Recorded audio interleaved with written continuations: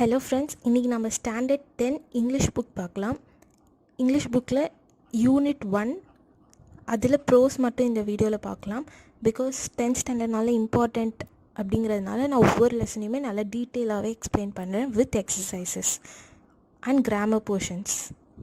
Unit 1 prose, his first flight. Liam O'Flaherty. இதோட author Liam O'Flaherty. About the author பார்க்கலாம்.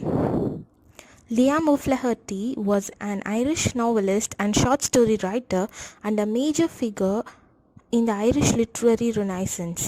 He was a founding member of the Communist Party of Ireland.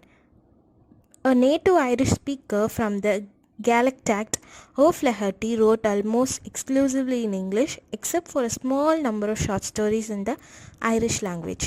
He spent most of his time in traveling and lived comfortably and quietly outside the spotlight.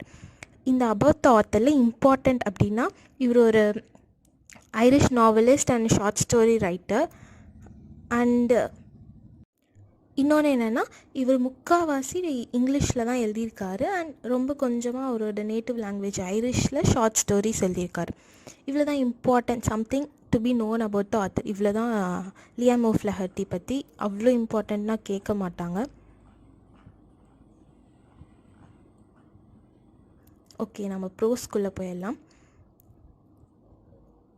The young seagull was alone on his ledge. His two brothers and his sister had already flown away the day before. He had been afraid to fly with them. Somehow, when he had taken a little run forward to the brink of the ledge and attempted to flap his wings, he became afraid. The great expanse of sea stretched down beneath, and it was such a long way down, miles down. He felt certain that his wings would never support him. So he bent his head and ran away back to the little hole under the ledge where he slept at night. இந்த first பேரால என்ன சொல்கிறாங்க அப்படின்னா,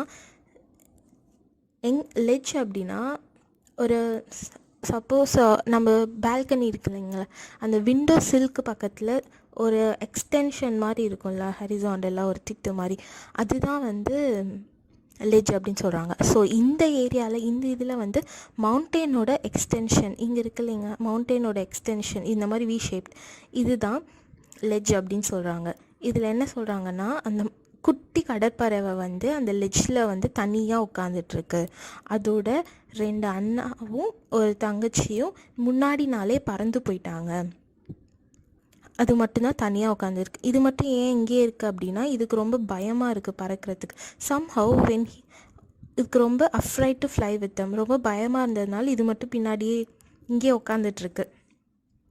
சரி, okay பறக்கலாம் அப்படின்ட்டு கொஞ்சம் தைரியத்தை கொண்டு முன்னாடி பறக்க போனப்போ ஓகே நம்மளால் முடியாது, கண்டிப்பாக முடியாது அப்படின்ட்டு. ஏன் முடியாதுன்னா அதுக்கு என்ன பயம்னா, ரொம்ப மைல்ஸ் கீழே ஃபுல்லாக கடல் தான் இருந்துச்சு. ரொம்ப பயமாக இருந்துச்சு, அதுக்குள்ளே மூழ்கிடுவோம் அப்படின்ட்டு, அதில் குதிச்சிருவோம் அப்படின்ட்டு. ஸோ அதுக்கு ரொம்ப பயமாக இருந்ததுனால பின்வாங்கிடுச்சு. அதுக்கு ரொம்பவே கான்ஃபிடெண்ட்டாக இருந்துச்சு, அதால் எப்பயுமே பறக்க முடியாது, அதோட விங்ஸ் அதுக்கு சப்போர்ட்டே பண்ணாது அப்படின்ட்டு ரொம்ப கான்ஃபிடெண்ட்டாக இருந்துச்சு. திருப்பி போய் அது நைட் எந்த ஹோலில் தூங்குமோ அங்கே போய் திருப்பி உள்ளே போயிடுச்சு. நெக்ஸ்ட் பேரா, இதுதான் இந்த ஃபர்ஸ்ட் பேராவோட இது. Even when each of his brothers and his little sister, whose wings were far shorter than his own, ran to the brink, flapped their wings and flew away, he failed to muster up courage to take the plunge which appeared to him so desperate. His father and mother had come around calling to him shrilly, scolding him, threatening to let him starve on his ledge unless he flew away. But for the life of him, he could not move. இந்த பேரால என்ன சொல்கிறாங்க அப்படின்னா, உங்களோட தங்கச்சி, இவங்களோட other brothers, இவங்களுக்கெல்லாமே தங்கச்சி கூட இவரோட ஷார்ட்டாக தான், இந்த குட்டி கடற்பறவையோட ஷார்ட்டான விங்ஸ் தான் இருந்துச்சு. ஆனால் அதுவே முன்னாடி போய் அதோட விங்ஸை பறந்து அது பாட்டுக்கு பறக்க ஆரம்பிச்சு போயிடுச்சு. ஆனால் இவருக்கு இதெல்லாம் தெரிஞ்சும் இவருக்கு பயமாக தான் இருந்துச்சு. மஸ்டர் அப்னா கேதர் அப் கரேஜ், அவரால் அந்த தைரியத்தை கொண்டு வரவே முடியல. அந்த ஒரு ஸ்டெப் எடுத்து வைக்கவே அப்படின்னு சொல்கிறாங்க. எப்படி இருந்தாலும் எங்கள் அப்பாவும் அம்மாவும் அதோட அப்பாவும் அம்மாவும் ரொம்ப கூப்பிட்டுட்டே இருந்து, இப்படி நீ பறக்கலை அப்படின்னா நீ சாப்பாடு இல்லாமல் அங்கேயே தான் பட்னியாக தான் இருக்க போகிற அப்படின்ட்டு சொல்லி அவங்களும் பறந்து போயிட்டாங்க. That was 24 hours ago. 24 hours agoனா முன்னாடி நாளே எல்லோரும் பறந்து போயிட்டாங்க. எங்கள் அப்பா அம்மாவும் அந்த பிரதர்ஸ் அண்ட் சிஸ்டர்ஸோடு பறந்து போயிடுச்சு. இவர் மட்டும்தான் இங்கே தனியாக இருந்தார். Since then nobody had come near him. The day before, all day long, he had watched his parents flying about his brothers and sisters, perfecting them in the art of flight, teaching them how to skim the waves and how to dive for fish. இந்த பேரால் என்ன சொல்கிறாங்கன்னா, இவர் பக்கத்தில் யாருமே அதுக்கப்புறம் வரல. முன்னாடி நாள் பறந்து போனதோட சரி, யாருமே அவர் பக்கத்தில் வரல. அவரோட அப்பா அம்மாலாம் வந்து எங்கள் தங்கச்சி அண்ட் பிரதர்ஸ்க்கெலாம் வந்து சொல்லி தந்துட்டு இருந்தாங்க, எப்படி பறக்கிறது, எப்படி வந்து மீன் பிடிக்கிறது, அதெல்லாம் சொல்லி தந்துட்டு இருந்தாங்க. இவர் அதெல்லாம் வாட்ச் பண்ணிகிட்டு இருந்தார். He had in fact seen his older brother catch his first herring and devour it, standing on a rock while his parents circled around raising a proud cackle. And all the morning the whole family had walked about on the big plateau midway down the opposite cliff, laughing at his cowardice. இதில் என்ன சொல்கிறாங்க அப்படின்னா, இவர் இது கூட பரவாயில்ல, இவரோட older brother, இவரோட அண்ணா வந்து அந்த ஃபர்ஸ்ட் அவர் ஹெரிங் அப்படின்னா ஒரு ஃபிஷ்ஷு, அதை வந்து டெவர் அப்படின்னா ரொம்ப ஆர்வமாக சாப்பிட்றது, எல்லாத்தையுமே சாப்பிட்டு முடிக்கிறது ஃபாஸ்ட்டாக. அவரோட ஃபஸ்ட்டு மீன் பிடிக்கிறது, அதாவது கேட்ச், அதாவது மீனை வந்து பிடிச்சிருக்காரு அவரே தனியாக. அதை வந்து ஒரு கல் மேலே உட்காந்து அவர் சாப்பிட்டுட்டு இவர் உட்காந்து பார்க்குறாரு. அவர் பேரண்ட்ஸ் எல்லாருமே வந்து அவரை சுற்றி ரொம்ப கேக்கிள் அப்படின்னா ஒரு நாய்ஸ் அவங்க மேக் பண்ணுறது. ஸோ அந்த மாதிரி ப்ரௌடாக இருந்தாங்க. எங்கள் பேரண்ட்ஸ்லாம் வந்து அவரை என்கரேஜ் பண்ணிகிட்டு இருந்தாங்க. இதெல்லாம் வந்து அவர் காலையில் ஃபுல்லாக பார்த்துட்டு இருந்தார். அவருக்கு ஆப்போசிட்டில் கீழே ஒரு பிளாட்டூவில் இது நடந்துட்டு இருந்துச்சு இந்த இடத்துல. நெக்ஸ்ட் பேரா. The sun was now ascending the sky, blazing warmly on his ledge that faced the south. He felt the heat because he had not eaten since the previous night. Then he had found a dried piece of mackerel's tail at the far end of his ledge. இந்த பேரை என்ன சொல்லுது அப்படின்னா, இப்போ வந்து சன்னும் வந்து மேலே வர ஆரம்பிச்சிச்சு. ஆஃப்டர்நூன் ஆக ரொம்ப வந்து மேலே வர ஆரம்பிச்சிச்சு. அதோட ஹீட் அதால் தாங்கிக்கவே முடியல. ஏன்னா முன்னாடி நாள் வரைக்கும் அது சாப்பிடவே இல்லை. கடைசியாக முன்னாடி நாள் நைட்டு சாப்பிட்டது தான். அதுக்கப்புறம் சாப்பிடவே இல்லை. ஒரு நாள் ஃபுல்லாக சாப்பிடாமல் இருந்துச்சு. அப்புறம் ரொம்ப நேரத்துக்கு அப்புறம் அது பார்த்துச்சு, மெக்கரல்னால் அது ஒரு டைப் ஆஃப் ஃபிஷ். அந்த லெஜ்க்கு சைடில் அதோட அந்த மெக்கரலோட டெய்ல் அதை பார்த்துச்சு. Now there was not a single scrap of food left. He had searched every inch, rooting among the rough, dry-kicked straw nest where he and his brothers and sisters had been hatched. He even gnawed at the dried piece of eggshell. It was like eating a part of himself. இப்போ என்னென்னா, அது பார்த்துச்சு ஃபுல்லாக அது இருக்கிற அந்த லெஜ்ஜில் சுற்றி பார்த்துச்சு. அங்கே எங்கேயுமே சாப்பாடுங்கிறது ஒரு பீஸ் கூட இல்லை. அந்த நெஸ்ட் இருந்துச்சுல, அதெல்லாம் கூட எல்லாத்தையுமே எடுத்து பார்த்துச்சு. அங்கேயும் கொஞ்சம் கூட எதுவுமே இல்லை. அப்புறம் கடைசியில் அவர் கடிச்சு கூட பார்த்தாரு. அவர் எக்ஷெல், அதாவது முட்டை பொறிஞ்சு வந்த அந்த எக் ஷெல் இருக்கும்ல, அந்த ஷெல்லை கூட கடிச்சு பார்த்தாரு. ஆனால் அது அவருக்கு வந்து அவரோட தன்னைத்தானே சாப்பிட்டுக்கிற மாதிரி இருந்துச்சு அந்த கடற்பறவைக்கு. அதான் இந்த பேரால சொல்கிறாங்க. He then trotted back and forth from one end of the ledge to the other, his long grey legs stepping daintily, trying to find some means of reaching his parents without having to fly. But on each side of him, the ledge ended in a sheer fall of precipice, with the sea beneath, and between him and his parents there was a deep, wide crack. இந்த கடற்பறவை வந்து முன்னாடியும் பின்னாடியும் ஓடிக்கிட்டே இருந்துச்சு. அது இருக்கிற அந்த லெட்ஜில் stepping டெயின்ட்லி அப்படின்னா, டெயின்ட்லினா யாராச்சும் சாப்பாடு போடுவாங்களா அப்படின்ட்டு ஒரு ஏக்கத்தோடு போயிட்டே இருந்துச்சு முன்னாடியும் பின்னாடியும். எங்கள் அப்பா அம்மாவுக்கு எப்படியாச்சும் பறக்காமல் அவங்கள ரீச் பண்ண முடியுமா அப்படின்லாம் பார்த்துட்டு இருந்துச்சு. ஆனால் அவங்களுக்கும் எங்கள் பேரண்ட்ஸ்க்கும் நடுவில் ஒரு பெரிய இடைவெளியே, ஒரு பெரிய கிராக்கே இருந்துச்சு. கண்டிப்பாக அதால் தாண்ட முடியாதுன்னு அதுக்கு தெரிஞ்சிருச்சு. Surely he could not reach them without flying if he could only move northwards along the cliff face. But then Could he walk?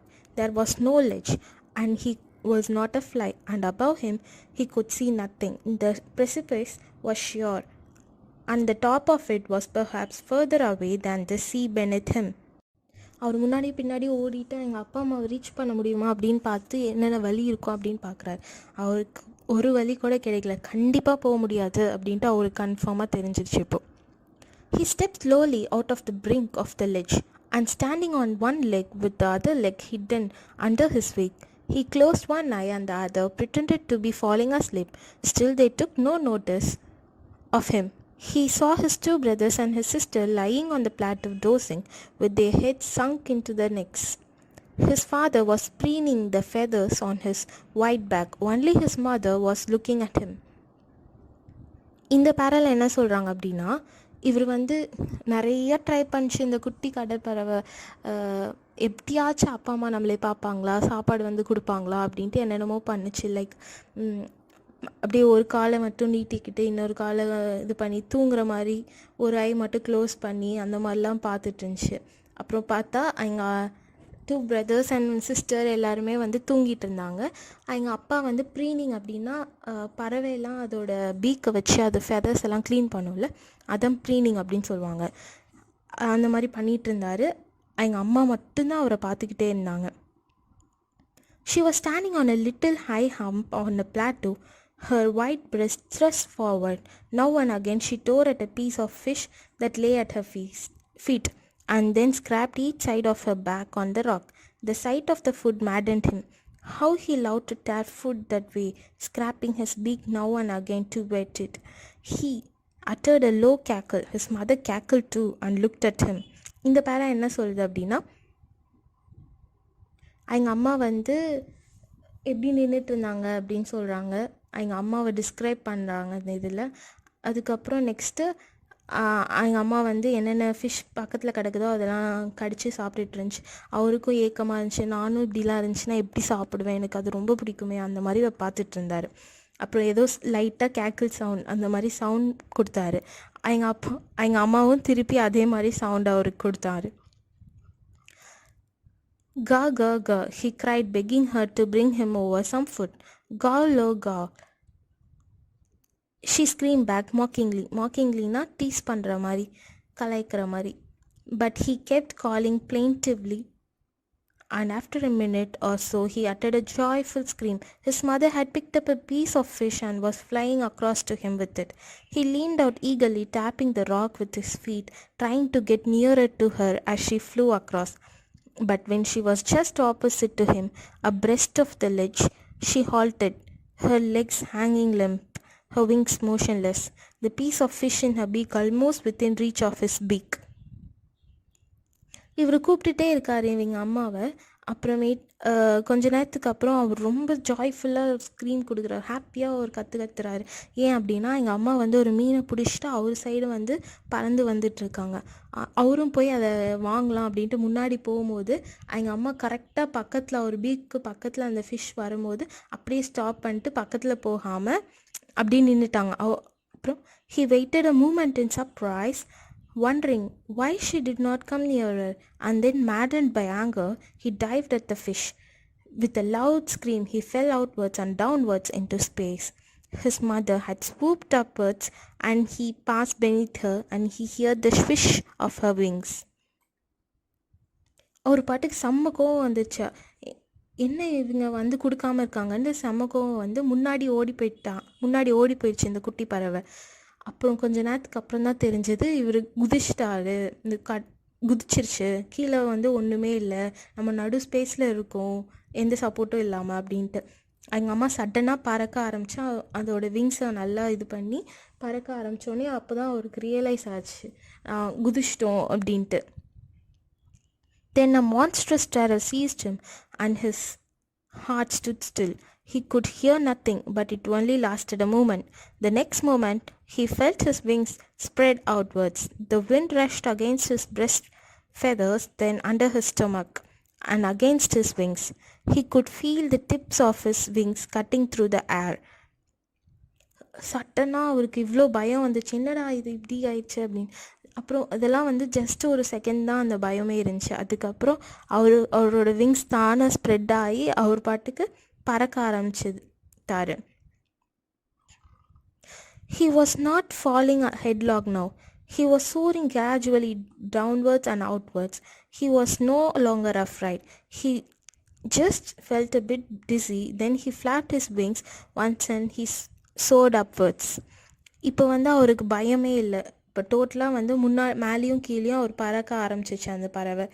So அது பாட்டுக்கு அது இஷ்டம் போல் பறக்க ஆரம்பிச்சிது. ஆனால் அது கொஞ்சம் தலை சுற்றி லைட்டாக டிஸ்ஸியாக இருந்துச்சு அப்படின்னு சொல்கிறாங்க, மயக்கம் வர மாதிரி. He uttered a joyous scream and flapped them again. He soared higher. He reached his breast and banked against the wind. Gurr, gurr, gurr, gurr. Gau-lu-ha. His mother swooped past him, her wings making a loud noise.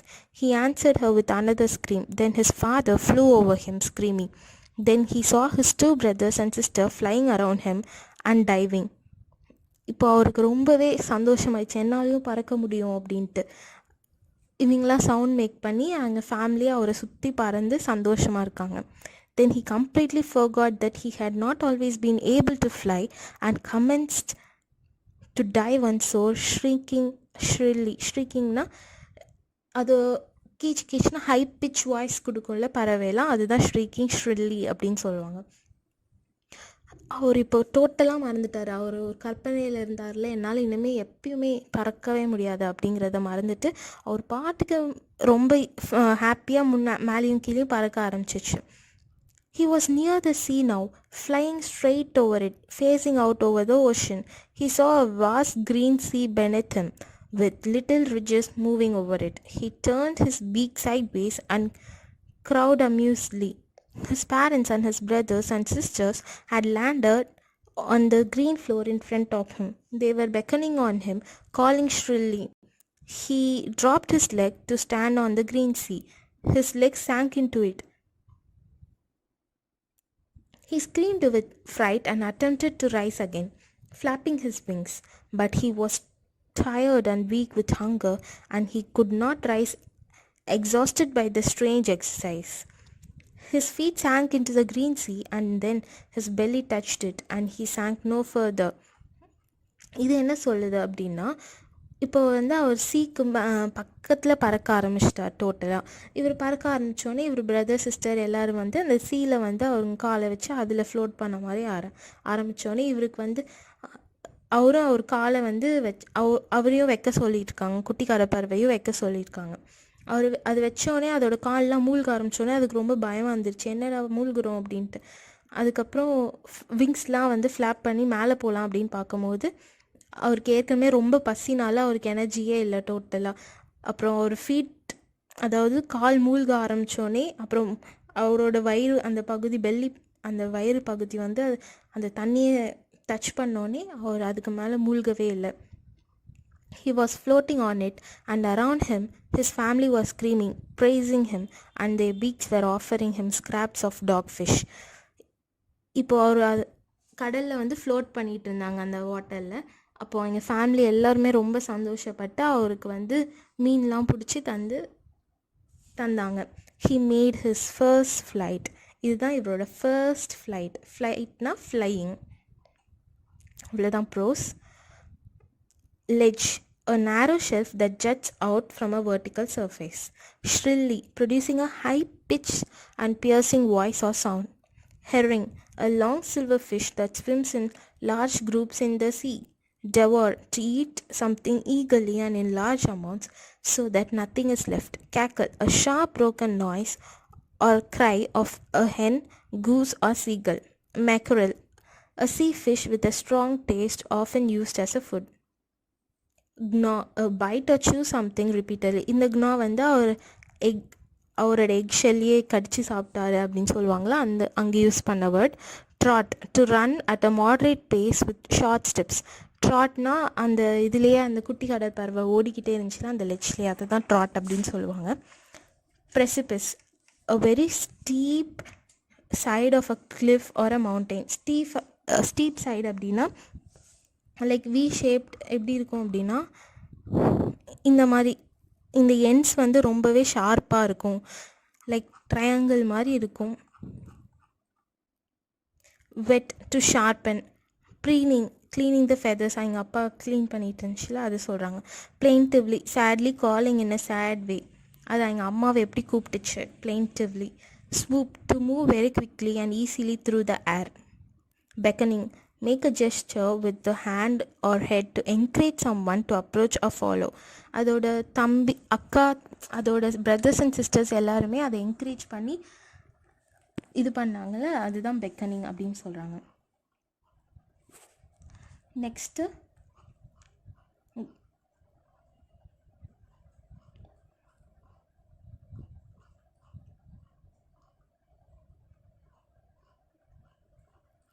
Grammar பார்க்கலாம். Okay, கிராமரில் இந்த unit 1ல் இருக்க grammar models. So models பற்றி பார்க்கலாம். A modal verb is used to indicate modality that expresses a speaker's general intention, that is likelihood, ability, permission, request, capacity, suggestion, order, obligation, advice, etc. அதாவது models அப்படின்னா ஒரு இந்த மாதிரி ஒன்று நடக்கலாம், நடக்காமல் போகலாம், ஒரு ரெக்வெஸ்ட் நம்ம எப்படி எந்த டோனில் பேசுகிறோம் அப்படிங்கிறது மாடாலிட்டி அப்படின்னு சொல்லுவாங்க. அதுக்கு எந்த வேர்ட்ஸ் யூஸ் பண்ணணும் அதுதான் models. we use models to show if we believe something is certain, possible or probable. Example of some models: can, could, may, might, will, would, shall, should, must, ought to, need, used to and that to. Okay, models do not change with the person or number of the subject. Okay, இப்போ நான் ஒரு கொஞ்சம் எக்ஸசைஸ்லாம் பண்ணி காமிக்கிறேன். இப்போ மாடல்ஸ்னால் என்னென்னு கிளியராக புரிஞ்சிடும். Okay, first exercise. complete these sentences using appropriate models. The clues in the brackets will help you. First one, when. Okay, ability in the past. Okay, ability in the past அப்படின்னா இது நடந்திருக்க முன்னாடி கடந்த காலத்தில் நடந்துட ஒன்று அப்படின்னு. ஸோ அதுக்கு என்ன வேர்டிங் யூஸ் பண்ணலான்னு பாருங்கள். when I was a child I used to climb trees easily but now I can't. Okay, next one determination. அப்படின்னா ஒரு ஸ்ட்ராங் வில், என்னால் முடியும் அப்படிங்கிற ஒன்று. I will win this singing contest. Third one advice or suggestion. ஒரு advice இல்லைனா suggestion கொடுக்குறாங்க. இப்போ அதுக்கு என்ன வேர்ட் யூஸ் பண்ணலான்னா you may buy this book, it is worth buying. Fourth one ability in the present. இப்போ ப்ரெசண்ட்டில் உன்னால் முடியும், இது முடியும் அப்படின்னு சொல்கிறது இல்லை நடக்கிறது. Poongothai can speak several languages.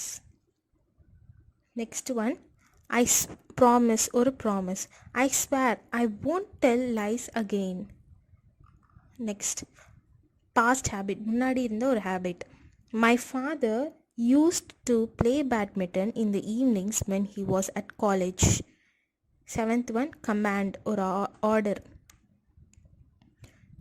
You must do as I say. Eighth one, request. May I have another glass of water? Next, possibility. Sibi has not practiced hard, but he